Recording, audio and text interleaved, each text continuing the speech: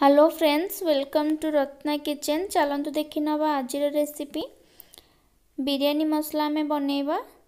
से आवश्यक होता सामग्री गुड़िक चलतु देखी नवा। बिरयानी मसला पाउडर बनवाई मु गोटे स्पून जीरा दे देइछि। से सेम स्पून रे मु हाफ चामच पान मधुर देइछि, गोटे स्पून धनिया देइछि, 4 ରୁ 5टा सुखिला लंका नेछि, हाफ चामच गोलमरिच नेछि, 2टा लवंग, छोट खंड डालचीनी, 3टा गुजराती, आ स्टार फूल गोटे, आ छोट जावित्री खंडे, आ 3 ରୁ 4टा तेजपत्र।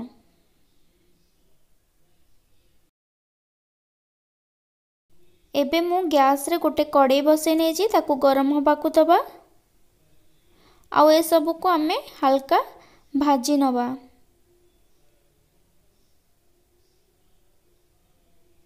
लो फ्लेम रे भाजिबे।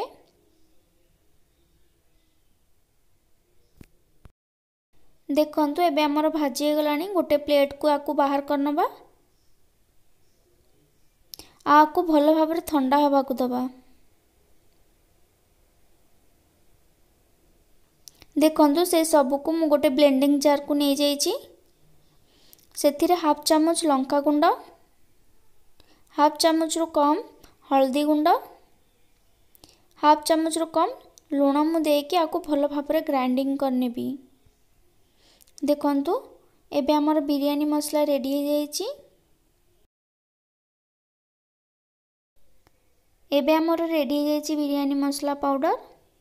आपको आपण माने जरूर ट्राई करिवे।